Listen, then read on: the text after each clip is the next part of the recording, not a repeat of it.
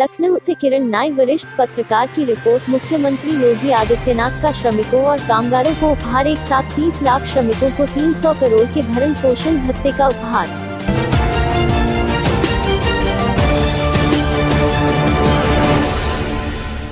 मई दिवस पर श्रमिकों से वीडियो कॉन्फ्रेंसिंग से संवाद भी करेंगे सीएम योगी। सीएम की तरफ से हर श्रमिक के खाते में 1,000 रुपए का भरण पोषण भत्ता। यूपी सरकार कामगारों और श्रमिकों के लिए पूरी तरह प्रतिबद्ध। मई दिवस पर श्रमिक जैसे का उद्घोष हुआ। कोरोना के कारण रुकी गतिविधियों से प्रभावित श्रमिकों के लिए सरकार लगातार काम कर रही। 24 मार्च 2020 को 597 लाख निर्माण श्रमिकों के भरण पोषण के लिए उनके खाते में 1,000 रुपए भेजे गए। 30 अप्रैल 2020 को इस योजना के तहत 16.08 लाख निर्माण श्रमिकों के खाते में 1,000 की राशि का भुगतान हुआ। 160 करोड़ 82 लाख रुपए यूपी सरकार अब तक श्रमिकों के खाते में भेज चुकी। 30 अप्रैल को 7.67 लाख दिहाड़ी मजदूरों के खाते में 1,000 प्रति श्रमिक भेजा गया। ग्रामीण इलाकों में 30 अप्रैल तक 5,55,000 निराश्रित व्यक्तियों को 55.5 करोड़ का भुगतान किया गया। 30 मार्च 2020 को 27,15,000 मनरेगा मजदूरों के खाते में डीबीटी के माध्यम से 611 करोड़ भेजा गया। 30 अप्रैल तक प्रदेश की 44,806 इकाइयों से श्रमिकों को 602.77 करोड़ के वेतन का भुगतान कराया। अंत्योदय मनरेगा श्रमिकों, श्रम विभाग में पंजीकृत श्रमिकों, दिहाड़ी मजदूरों को निःशुल्क राशन दिया गया। आज 1 मई से पुनः खाद्यान्न वितरण प्रारंभ किया जा रहा। दिल्ली से करीब 4 लाख, हरियाणा से 12,000 प्रवासी श्रमिकों और कामगारों को वापस लाया गया। मध्य प्रदेश, राजस्थान, उत्तराखंड, गुजरात से श्रमिकों को वापस लाने की व्यवस्था की जा रही। श्रमिकों और जरूरतमंदों के लिए 18 करोड़ को राशन उपलब्ध कराया गया। 1 मई दिवस से दोबारा राशन देने का अभियान शुरू। सबको राशन पहुंचाने के लिए वन नेशन वन कार्ड योजना यूपी में लागू। योजना के तहत यूपी के प्रवासी श्रमिक कामगारों को देश के किसी भी हिस्से में मिलेगा राशन। सिर्फ राशन कार्ड नंबर बताकर दूसरे प्रदेश के लोगों को यूपी में भी मिलेगा राशन।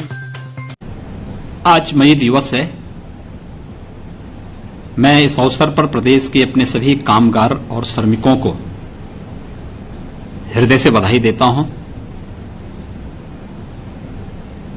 लॉकडाउन के दौरान आदरणीय प्रधानमंत्री मोदी जी के नेतृत्व में पूरे देश के अंदर प्रधानमंत्री गरीब कल्याण पैकेज के माध्यम से 80 करोड़ नागरिकों को 1,70,000 करोड़ रुपए की गरीब कल्याणकारी योजनाओं के साथ आच्छादित करने का कार्य हुआ है। इसमें कामगार है, श्रमिक है, किसान है, युवा है, उद्योग में काम करने वाला जो हमारा श्रमिक है, ये सभी लोग इस योजना से आच्छादित हुए हैं।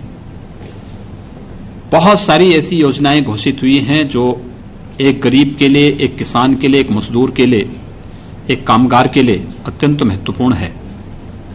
और आदरणीय प्रधानमंत्री जी की प्रेरणा से उत्तर प्रदेश के अंदर हमारी सरकार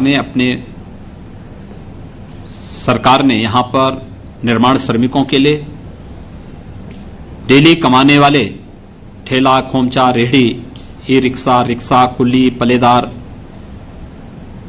ग्रामीण और शहरी क्षेत्र में विश्वकर्मा श्रम सम्मान से आच्छादित होने वाले उन 16 कैटेगरी के कामगारों के लिए धोबी है, मोची है, नाई है, सुनार है, कुम्हार है, राजमिस्त्री है, इन सभी प्रकार की जो कैटेगरी है, इन सबको हमने भरण पोषण भत्ता देने की व्यवस्था की और सफलतापूर्वक अब तक 30 लाख ऐसे सभी निर्माण श्रमिकों के साथ साथ अन्य सभी श्रमिकों को ये सुविधाएं उपलब्ध कराई हैं।